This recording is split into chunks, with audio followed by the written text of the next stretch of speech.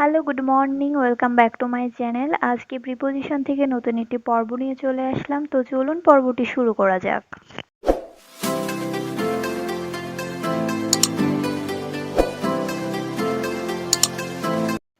তো আজকের পর্বে 5 নম্বর থেকে শুরু হচ্ছে the cat jumped the chair. তো এখানে কি হবে? তো জাম্পডের পরে আসলে এখানে অফও হতে পারে, আবার এখানে অনও হতে পারে। তো দুটাই অ্যান্সার হয়ে যাবে, যেকোনো একটা আপনাদেরকে টিক দিতে হবে। তো জাম্প অফ মানে হচ্ছে লাফ দিয়ে কোনো স্থানে নেমে যাওয়া, আর জাম্প অন মানে হচ্ছে লাফ দিয়ে কোনো একটি স্থানে ওঠা। তো 6 নম্বরে দেখুন, the ship's restaurant is located dash the sun deck. তো এই যে সূর্যের আলো শিপের ভিতরে কোথায় এসে পড়লো, এই যে পড়াটা বোঝাচ্ছে, এই জন্য এখানে হয়ে যাবে অন।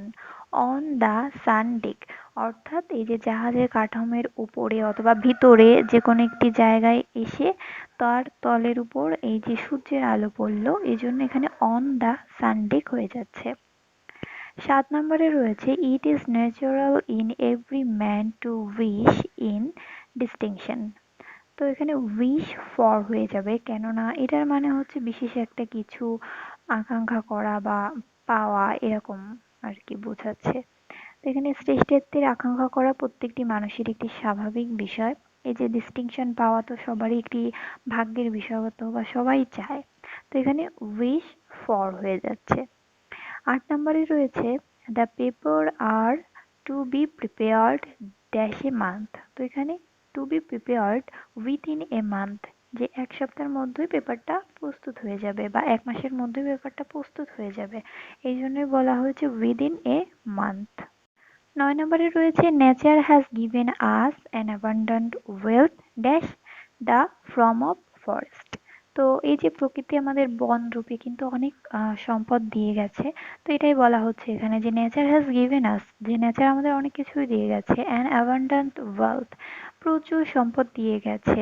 কিভাবে দিয়ে গেছে, কি রূপে দিয়ে গেছে? In the form of forest. তো in the form of forest মানে হচ্ছে যে কোনো কিছু রূপে দেওয়া। সো এখানে ইন দ্য ফর্ম হয়ে যাচ্ছে, অর্থাৎ ইন হয়ে যাচ্ছে অ্যাপ্রোপ্রিয়েট প্রিপোজিশন।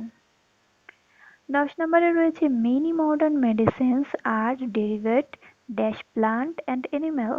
তো এখানে ডেরাইভ মানে হচ্ছে যে কোনো কিছু থেকে জাত, উদ্ভূত বা উৎপন্ন, এটা বোঝাচ্ছে। তো এখানে ডেরাইভড ফ্রম হয়ে যাচ্ছে, অর্থাৎ কোনো কিছু থেকে উৎপন্ন। 11 নম্বরটা দেখুন, the retired professor decided dash put a job as an advisor of the central bank.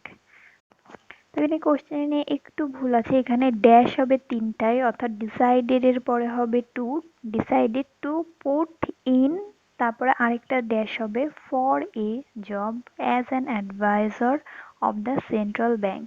তো প্রথমে হবে টু, তারপরে হবে ইন, এরপরে হবে ফর। তো এখানে কিন্তু তিনটা ড্যাশ হবে, এখানে একটু ভুল আছে। 12 নম্বরে দেখুন, I dash him on the point. তো এখানে হয়ে যাবে I agree with him on this point.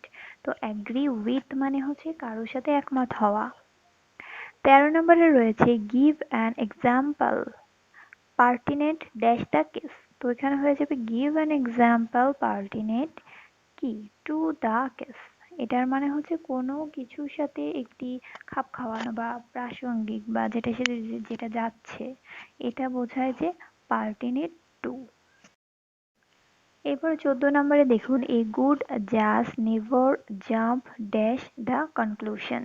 তো একজন ভালো বিচারক কিন্তু কখনোই খুব তড়িঘড়ি করে কোনো সিদ্ধান্ত নেয় না। তো এখানে জাম্প টু হয়ে যাবে, জাম্প টু মানে হচ্ছে তড়িঘড়ি করে কোনো সিদ্ধান্তে আসা।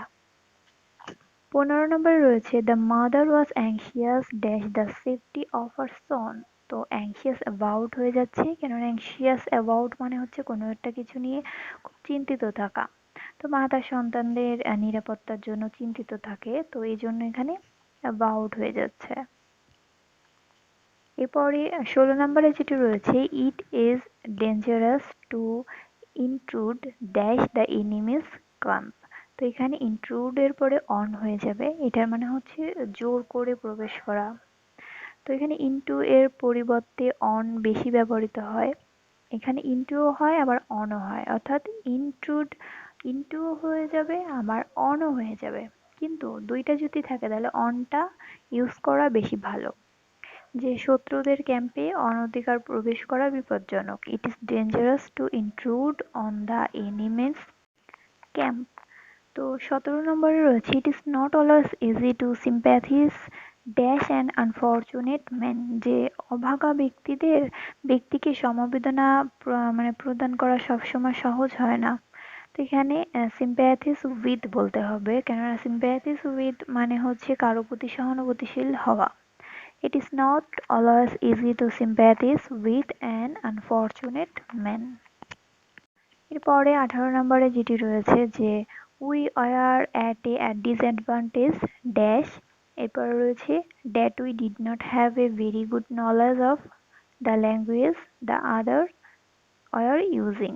তো এখানে বলতে যাচ্ছে যে মানে অন্যরা যেভাবে ভাষা জ্ঞান ব্যবহার করেছিল সেরূপ ভাষা জ্ঞান আমাদের ছিল না, এই জন্য আমরা প্রতিকূল পরিস্থিতির মধ্যে পড়ে গিয়েছিলাম।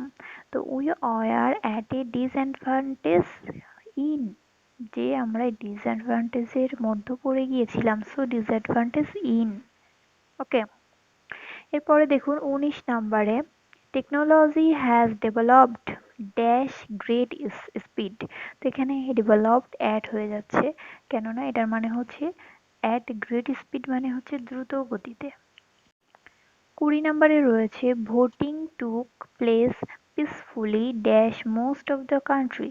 তো এখানে হচ্ছে peacefully across most of the country, এটা মানে হচ্ছে দেশের সর্বত্র, যে দেশের সর্বত্র শান্তিপূর্ণ ভোট গ্রহণ ও সম্পন্ন হলো। Voting took place peacefully across most of the country.